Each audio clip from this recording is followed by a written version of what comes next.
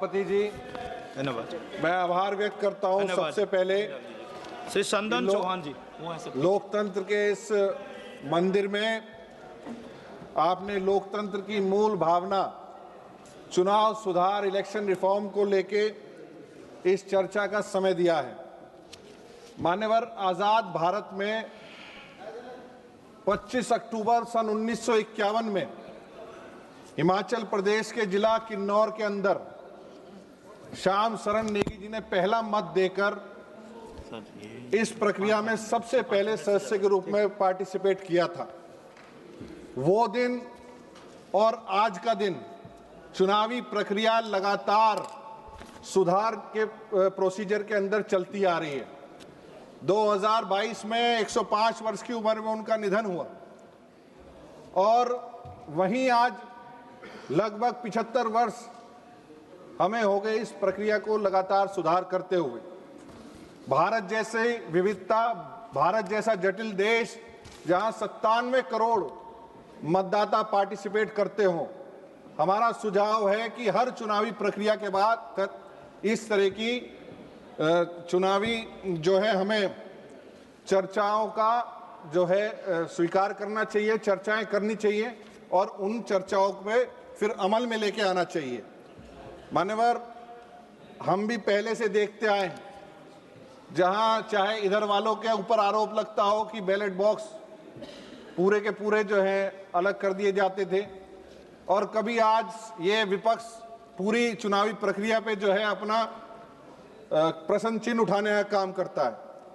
हमारा सब का मानना एक ही है, संस्थागत तंत्र में चुनाव सुधार करना, चुनावी प्रणाली में जनता का विश्वास बहाल रखना, ये जिम्मेदारी पक्ष और विपक्ष और प्रत्येक व्यक्ति की है।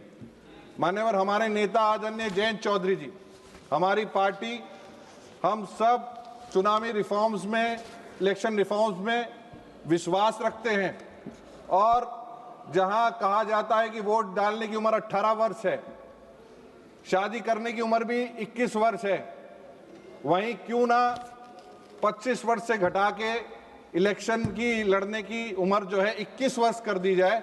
इसके पक्ष में भी हम सब हैं बिल्कुल निश्चित रूप से। आज भारतीय नागरिक, चाहे राष्ट्रपति का चुनाव हो, चाहे ग्राम प्रधान का चुनाव, वो मजबूती के साथ निगाह रखता है पूरी प्रक्रिया पे और चाहता है कि वो अपनी वोट का, अपने मत का आकलन वो सही रूप से कर चुके। हम इलेक्शन लड़ने से लेकर सर्टिफिकेट मिलने तक की पूरी प्रक्रिया को पारदर्शी बना सकें। भारत जैसे देश, जो बड़ा देश है, जिसकी बड़ी संख्या है और दर्जनों देशों को विश्व के मिला के आज विश्व भी हमारी प्रक्रिया पे, चुनावी प्रक्रिया पे बिल्कुल नज़र रखने का काम करता है। निश्चित रूप से हम मार्गदर्शन बहुत से लोकतांत्रिक देशों का करने का काम करेंगे, इसलिए हमें मूल स्वभाव को, हमारी बड़ी जिम्मेदारी और विश्व गुरु के साथ साथ 2047 का अगर हम विकसित भारत चाहते हैं तो ईसीआई के अंदर और चुनावी प्रक्रिया के अंदर हमें बहुत से सुधार करने पड़ेंगे। मान्यवर, इलेक्शन रिफॉर्म्स की प्रक्रिया आज भी जारी है।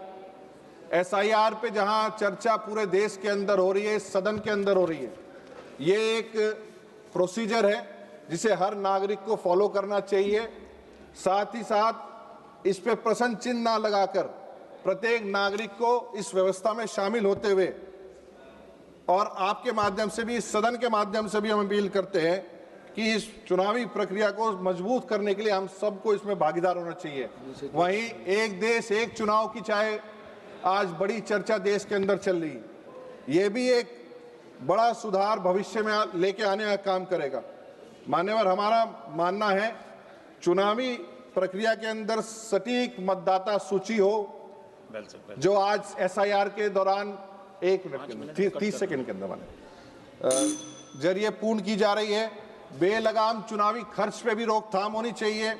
आदर्श चरित्र के कैंडिडेट के साथ साथ वही आपराधिक छवि वाले कैंडिडेट्स को भी रोकना चाहिए, और जहां मॉडल कोड ऑफ कंडक्ट का हम पालन करते हैं तो सोशल मीडिया भी मॉडल कोड ऑफ कंडक्ट के अंडर आए।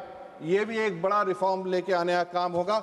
मैं अंतिम बात कहते हुए अपनी बात को अंत कर रहा हूं।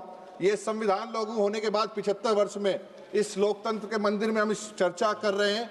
अब ये बड़ी देश की संस्था ईसीआई की जिम्मेदारी है, जो यहाँ हम चर्चा कर रहे हैं उसको धरातल पे लेके आए। हम सब इसके पक्ष में हैं, चाहे पक्ष हो चाहे विपक्ष हो। आपने मुझे बोलने का समय दिया, मैं बहुत बहुत धन्यवाद, आभार व्यक्त करता हूँ। ऑनरेबल